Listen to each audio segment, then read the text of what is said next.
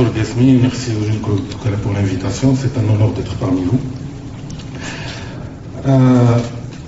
Je vais essayer de faire un plaidoyer auprès de gens qui devraient être plus sensibles que moi au sujet. Et j'ai adoré la question que vous m'avez posée. Et je vais essayer de répondre à la question, mais tout en rappelant certaines choses qui sont extrêmement importantes. Parce que par rapport à l'analgésie pour le travail, particulièrement la péridurale, c'est un sujet qui est toujours controversé. Je vais vous donner une enquête marocaine de l'année dernière, par la suite. Même les femmes considèrent que c'est un processus naturel, donc il peut se dérouler en naturel. Et maintenant, on voit dans les médias mondiaux des femmes qui veulent accoucher à domicile, dans des bains, des choses comme ça. Certains considèrent que les femmes, puisque c'est un processus naturel, devraient souffrir. C'est comme ça. On a entendu beaucoup sur des inquiétudes par rapport à la sécurité de la mère par la péridurale. Et ça, c'était complètement compréhensible jusqu'à l'année 2000. Donc les plus anciens ont vécu des choses avec la péridurale, ont vécu des accidents, ont vécu carrément de la mortalité à un certain moment. Donc c'est difficile de rétablir ça. Bien entendu, inquiétude pour le bébé. Des inquiétudes par rapport au retentissement de la péridurale sur le déroulement du travail, les manœuvres instrumentales, et bien entendu les césariennes, et je vais en parler par la suite. Mais aussi, malgré que les gens et beaucoup de choses ont évolué, jusqu'à maintenant, la péridurale a beaucoup de freins, essentiellement d'ordre économique, de remboursement, de coûts et des choses comme ça. Toutefois, il faut rappeler ce qui est connu. La douleur obstétricale, c'est la pire douleur jamais endurée dans la vie d'une femme. Beaucoup d'études qui ont attesté ça. C'est la pire douleur qu'une femme peut vivre durant sa vie. Et elle modifie durablement les seuils douloureux après l'accouchement. C'est-à-dire une femme qui avait des seuils de douleur par rapport à plein de choses, elle vit l'accouchement, ces seuils douloureux par rapport à d'autres événements dans l'avenir, ils sont modifiés. Et bien entendu, la douleur à elle seule, elle va retentir sur le déroulement du travail et sur le bien-être total. Je vais vous montrer pourquoi. Alors, il y a une étude en 2009 qui a été publiée, et vous voyez là, ici, la douleur chez une nullipare non préparée, c'est l'équivalent d'une douleur d'une amputation de doigt.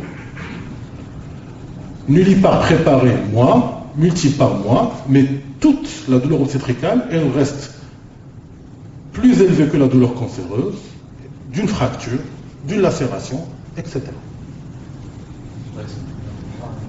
Allah subhanahu les mamans. Et généralement, les hommes ne sont pas extrêmement sensibles à ce genre de choses. Cette douleur, elle est différente entre le premier stade et le deuxième stade. Le premier stade, c'est plutôt une douleur viscérale. Après, c'est une douleur plutôt somatique. C'est l'impactation de la présentation sur le périnée. Et donc, comme vous voyez ici, on voit très bien. Premier stade, c'est beaucoup plus en ceinture. Ça augmente jusqu'à la deuxième phase du premier stade. Puis, ça commence à apparaître au niveau du périnée et des jambes. Et puis, à la fin, c'est particulièrement le périnée où il y a le maximum de douleur.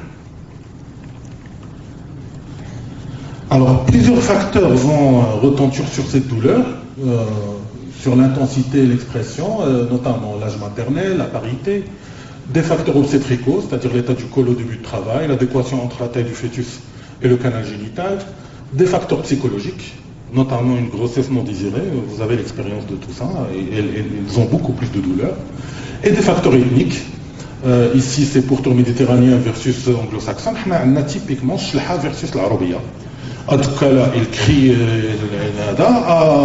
il va paraître comme s'il n'y avait rien.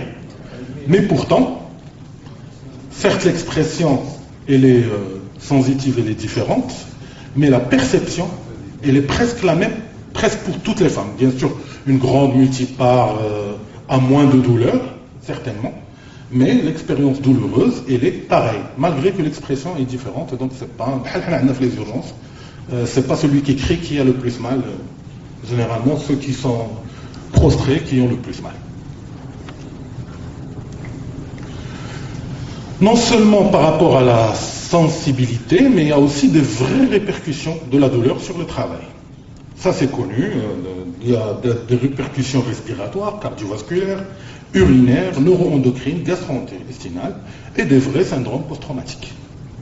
Tout ça est attesté dans la littérature. Je donne juste l'exemple des étiologies cardiovasculaires notamment. Donc il y a des modifications physiologiques qui ne posent pas de problème. Une femme enceinte normale, avec la douleur, ça ne lui pose pas de problème. Mais toute femme fragile, ou sur le plan cardiaque ou sur le plan respiratoire, tout ce qui va se passer à cause de la douleur, notamment la modification avec la contraction, puisque c'est des autotransfusions itératives, tout ce qui est stimulation sympathique, tout ce qui est débit de ventilation, consommation d'oxygène, etc., va poser beaucoup de problèmes. Ici l'exemple de l'OAP, c'est pour ça que la cardiaque, la valvulopathe, la péridurale, c'est une indication médicale. Il réduit de façon extrêmement importante la survenue d'OAP. La prééclamptique, la péridurale, c'est une indication médicale. Et la littérature, elle est extrêmement large. Donc pour gagner du temps, je vais passer tout ça. Donc oxygénation, même sur le fœtus, un fœtus fragile ou une petite souffrance chronique, ou un retard de croissance utérin, il va subir les effets de la douleur obstétricale. Parce qu'avec des changements de ventilation alvéolaire, fait que ça va entraîner à un certain moment de l'hypoxie, particulièrement pendant les moments de non-contraction, et donc ça va entraîner des souffrances fœtales aiguës, authentiques, juste par la cause de la douleur. C'est pour ça que je ne vais pas discuter beaucoup les indications, parce qu'il n'est plus acceptable une prééclamptique, ou là une cardiaque, ou là une malade avec un pourcentage de césarienne ou de manœuvre instrumentale, de se dire est-ce qu'elle a besoin d'une péridurale ou pas. Donc il y a des indications indiscutables.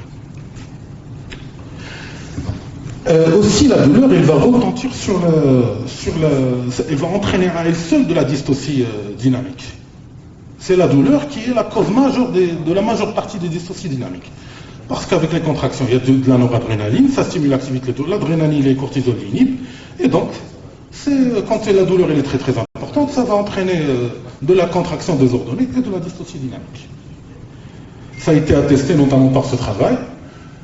Plus la douleur elle est extrêmement importante, ça rallonge d'une façon très très importante la durée du travail, particulièrement de la phase 2, la douleur bouhda. Ici, en fonction de l'intensité de la douleur, c'est-à-dire disconfort un peu plus importante et puis la douleur horrible, là, vous voyez, on passe quand même de 0% de péridurale, de césarienne quand c'est du disconfort, à 26% de césarienne juste par l'intensité de la douleur. Ça, des études très anciennes qui ont attesté que la douleur et l'intensité de la douleur va causer et du forceps et des césariennes. Ça, c'est deux études anciennes, extrêmement importantes, particulièrement celle-là. Elle avait montré que plus la douleur est importante et donc plus on a besoin de donner de bolus dans la péridurale, plus le taux de césarienne montait. Et elle était interprétée comme quoi c'était la péridurale qui causait. Non, il y avait une étude en même temps, mais qui n'a pas eu beaucoup de publicité, qui est par rapport à celles qui n'ont pas eu de péridurale et qui ont reçu du morphinique. Et donc c'est la même chose. La conclusion de ces deux travaux, c'est que c'est les patientes les plus douloureuses qui ont besoin de plus d'analgésiques qui vont avoir plus de césarienne. Donc c'est la douleur qui est la cause. Ce n'est pas la méthode qui a été utilisée pour diminuer l'analgésie. Et celle-là, elle n'a pas rendu service. Celle-là, particulièrement cette étude-là, elle a été de très mauvais augure pour la péridurale alors que c'était le contraire. Elle a été interprétée toute seule. Donc les facteurs confondants, café ou tabac qui causent le cancer.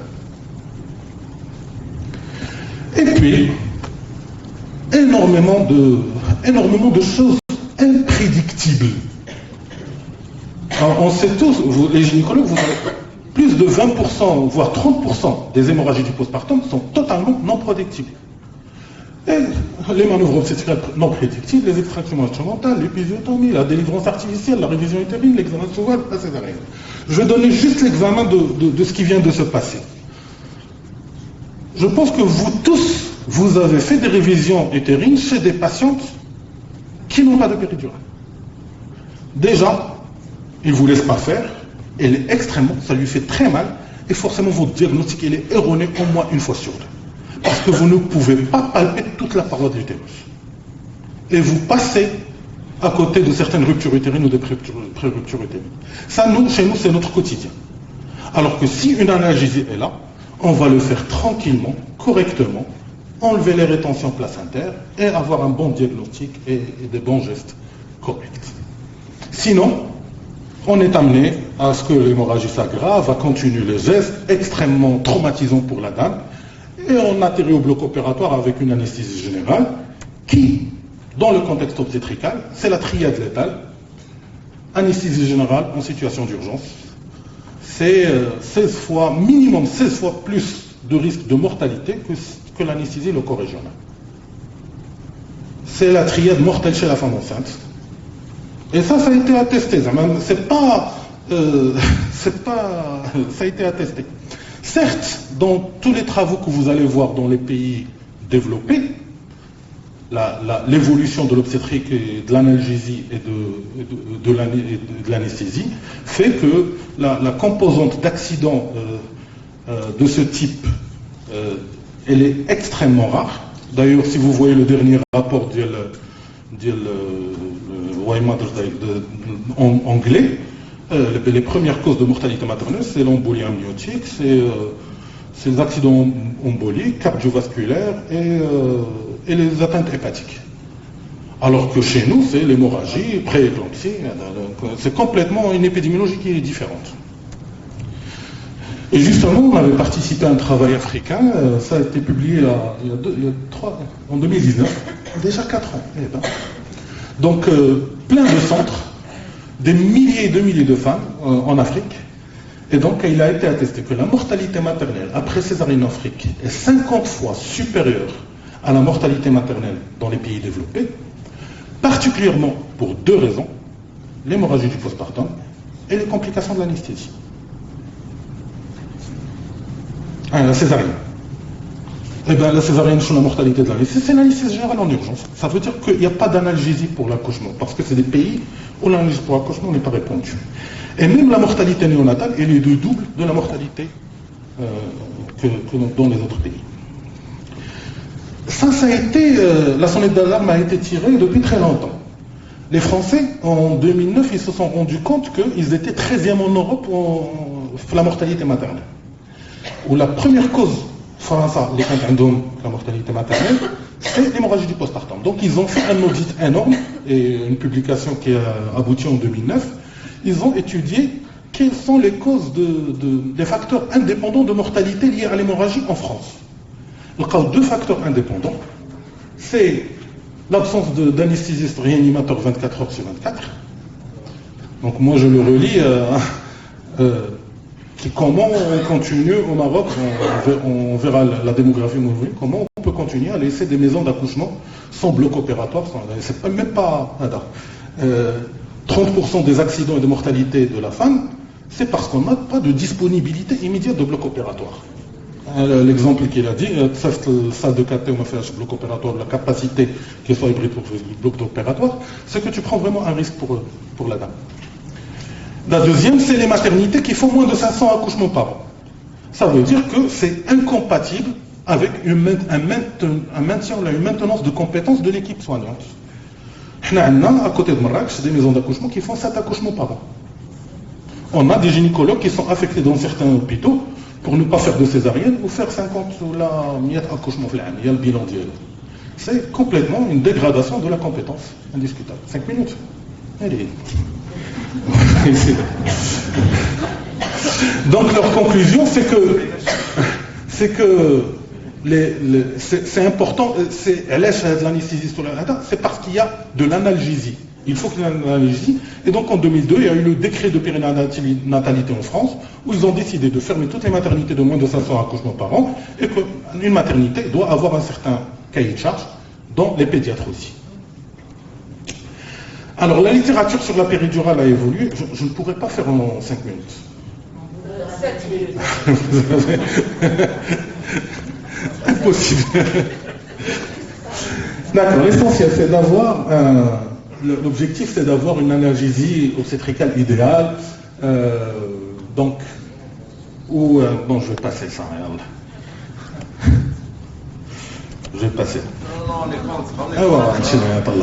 Donc, le but ultime de toute analgésie péridurale, c'est d'obtenir un bloc différentiel, c'est-à-dire un bloc qui élimine la douleur, mais qui préserve la proprioception, qui est par la motricité, n'interférant pas avec la mécanique obstétricale et évite le bloc sympathique responsable d'hypotension artérielle maternelle. Et c'est ça la problématique de la péridurale avant les années 2000, parce qu'on utilisait des concentrations de 2,5%. À 2005, certains gynécologues ont commencé à faire, anesthésistes ont commencé à faire du 1,25. Depuis plus de 10 ans, on utilise de 0,0625. Et je vais vous montrer la preuve.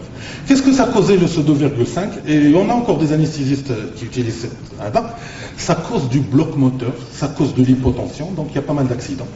Au fait, les blocs moteurs, il y a plus d'instrumentation, il y a plus de césarienne. C'est les concentrations qui posaient problème. La deuxième chose, l'accouchement, puisque la proprioception est la paire, donc vous la mettez dans des positions particulières, notamment vicieuses, et donc ils ressortent avec des troubles neurologiques persistants, du back pain, donc tout ce qui est douleur lombaire, c'est lié à cette péridurale qui était trop concentrée. Mais depuis, ça a changé.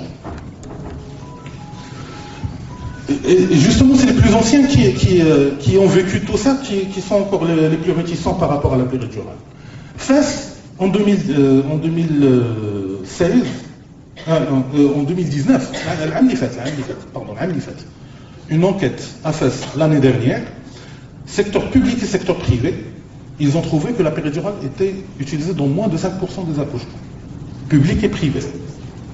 Et les causes, c'est la réticence des obstétriciens, parce qu'ils disent que c'est l'allongement du temps de travail, les parturientes qui sont mal informées, parce qu'on leur dira de cheveler, entre autres, notamment par les sages-femmes. L'effectif des médecins anesthésistes, bien sûr, on est peu nombreux, on n'est pas capable d'assurer tout. La disponibilité du matériel médical, et dans nos têtes, péridurale égale seringotopourseuse, alors que c'est faux, c'est pas la seringotopourseuse qui est la plus appropriée.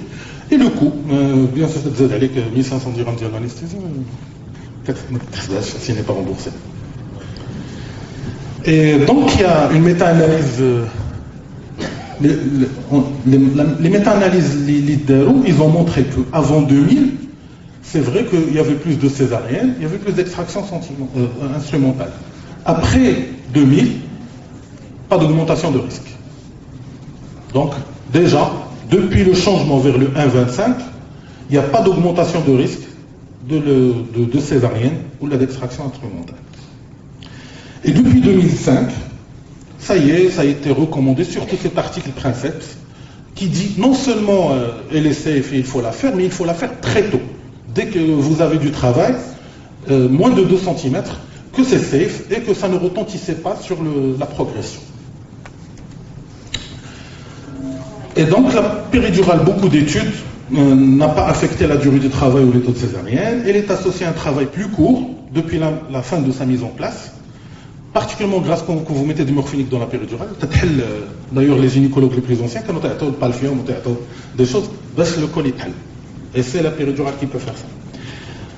Quand les femmes sont gérées activement dans le travail, quel que soit le moment du placement de la péridurale, ont une durée plus courte que les contrôles.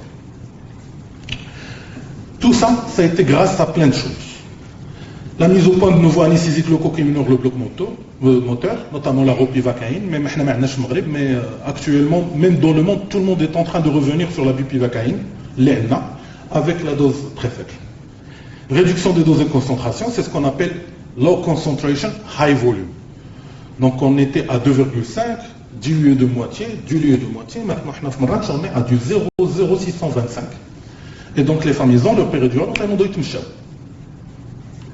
pas d'hypotension, pas de prurite, aucun problème. C'est la réduction des concentrations vous fait économiser énormément et vous augmentez les volumes. Et donc même en augmentant les volumes, l'espace péridurale, ça diffuse très très bien. L'adjuvant, particulièrement la morphine en intra-péridurale, voire en intratécale, on va en parler. Donc, je vais passer tout ça. Beaucoup de choses. Meilleure coordination, raccourcissement au premier stade, meilleure satisfaction, meilleur score d'Apgar. Low concentration, donc ça c'est des études qui confirment tout ça. Et ça, une étude, une revue de la littérature publiée il y a 2 mois, même pas, le mois dernier. Donc ça y est, c'est l'utilisation de faible dose, moins de 0,1%, avec plein d'études de haute qualité, aucun risque accru, voire réduction des césariennes, réduction des accouchements vaginaux assistés. Le matériel aussi, il y a eu beaucoup de choses, particulièrement l'introduction du matériel avec cathéter perforé, donc la diffusion dans l'espace péridural, et les boucles, mais pas de latéralisation. Un côté un côté qui est là. Ça, c'est des nouvelles techniques de perte de résistance.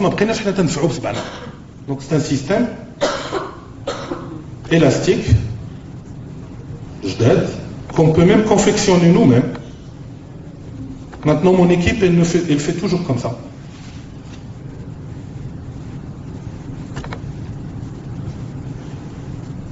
Et depuis, on n'a plus de céphalée post-rachis, on n'a plus de hada. Tu as le trou automatique, tu as l'espace, donc il n'y a pas de ponction durale, il n'y a pas de latéralisation. Techniquement, c'est quelque chose qui fait la différence. Donc les céphalées post-péridurales, ils sont en train de disparaître, si bien sûr ces techniques sont utilisées.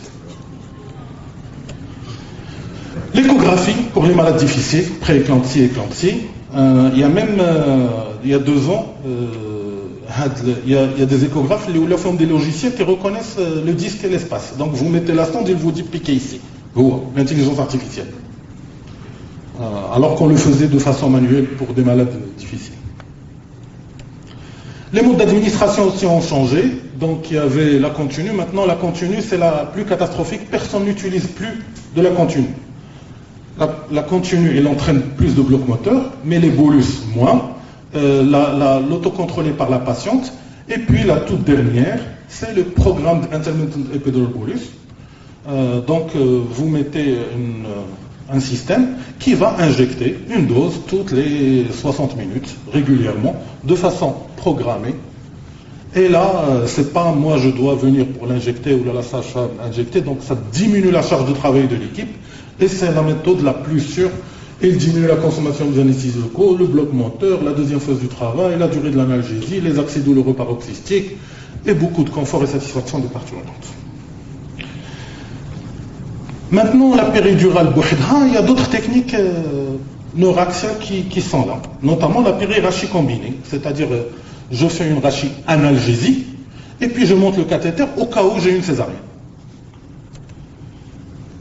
Beaucoup de choses, ça marche très bien. Son indication en principe, c'est une maladie péralgique. La semaine, quand c'est une péridurale 15 minutes, je dévie à l'action de 20 minutes, je la soulage immédiatement. On tente le cathéter, à la khatri, on tente la douleur dans mon intermittence. Ça s'appelle la périrachie combinée. Soit le travail hyperalgique, soit le travail avancé. La rachie analgésie. Depuis 1 an et demi, on est passé de 70%, 80% de péridurale, 20% de rachis analgésie, à presque 90% de rachis analgésie. Et في الببليك تيجونا العيالات يا اما très tard, يا اما تنقولوا لهم سيري الدوري وعاود يدخل عندنا. Et donc on fait une rachis analgésie, immédiatement il est soulagé, تعطي هذاك le coup de fouet le col تيتحل et la couche pratiquement toute dans les 2 heures.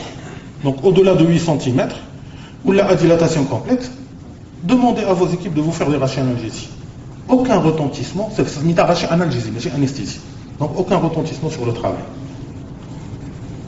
Classe, si jamais dépasse à 3 heures, on a besoin de césarienne, on fait une rachis anesthésie pour la césarienne.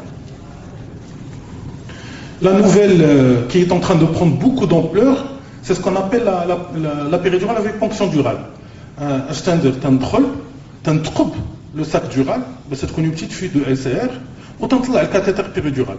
Quand j'injecte dans l'espace péridural, il y a une petite quantité de ce produit anesthésique qui est 12 le liquide céphalorachidien, et donc l'analgésie elle est beaucoup plus rapide et beaucoup plus efficace, sans augmentation des effets secondaires. C'est la nouvelle monde à travers le monde. Non plus. Aucun problème. Il y a 3 minutes. Donc les travaux qui attestent. Donc ça en 2018, la Cochrane Librairie, quand ils ont comparé la péridurale à d'autres techniques et à pas d'analgésie, Donc c'est la méthode la plus efficace, n'augmente pas le taux de césarienne, pas d'effet néfaste sur le fœtus, augmente un petit peu le taux d'extraction incrémentale, mais l'effet il était nul après 2005 puisqu'on a switché sur des concentrations calmes.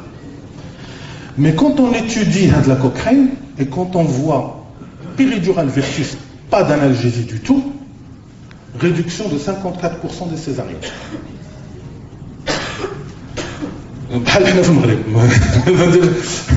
Donc, péridurale versus pas d'analgésie, c'est une réduction du taux de césarienne. Et c'est la première réponse à la question de Dr. Gass. Il n'y a pas que cette étude, il y a eu plein d'études après. Celle-là, par exemple, en Chine, c'est quand même 15 000 parturientes.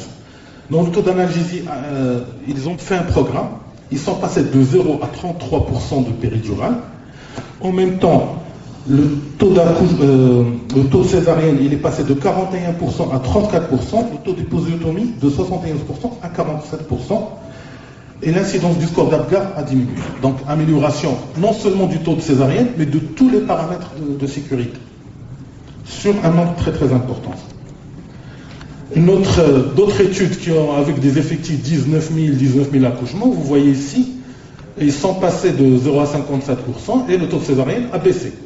Ici, dans une structure universitaire, à des structures privées, ils sont passés de 31% de péridurale à 80% et les césariennes sont passées de 52% à 35%. C'est énorme comme réduction de taux de césarienne. Plein d'autres études, je vais gagner du temps.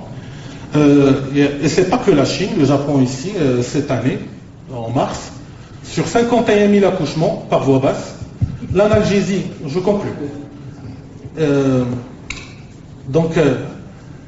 Réduction du taux de césarienne, spécialement celle à la demande maternelle de 32%, les lacérations de 64%, et le score d'Apgar à la 5e minute de moins 85%. Celle-là, moins 48%. Et puis la toute dernière publication du JAMA, c'est la morbidité maternelle sévère. La péridurale et l'analgésie périmédulaire a permis la réduction sur un effectif commun de 500 000 accouchements de toutes les morbidités maternelles. Donc en réponse à la question de Dr Ghasmi, la généralisation pourrait-elle diminuer le taux de césarienne? Oui, largement, on a assez de data et de données de très haute qualité. Mais pas que. Il diminue la morbidité, et maternelle, et fœtale, voire la mortalité. Et donc nous devons tous nous engager dans il y a une globale initiative mondiale, No Pain for Labor and Delivery. Pourquoi? Ils ont justifié parce que c'est plus safe. C'est un élément de sécurité. Donc j'ai fait tout l'argumentaire, c'est tout comme message. Il faudrait une collaboration de communication bien maintenant. Et je conclus par deux choses. Ce qu'ont dit les gynécologues américains dans leurs dernières recommandations par rapport à l'analgésie pour le travail, ils disent que le travail provoque des douleurs intenses pour de nombreuses femmes. Il n'y a aucune circonstance dans laquelle il est considéré comme acceptable qu'un individu ressente une douleur intense, non traitée, qui se prête à une intervention sûre pendant que l'individu est sous le soin d'un médecin. Dernière conclusion, c'est que l'accouchement d'un bébé dans les bras d'une maman consciente et sans douleur est l'un des moments les plus excitants, les plus gratifiants de la médecine. Et avec tout ce qui évolue, notamment l'intelligence artificielle, ce qui va nous rester, c'est notre noblesse, notre humanité et notre médecine. Et je vous remercie.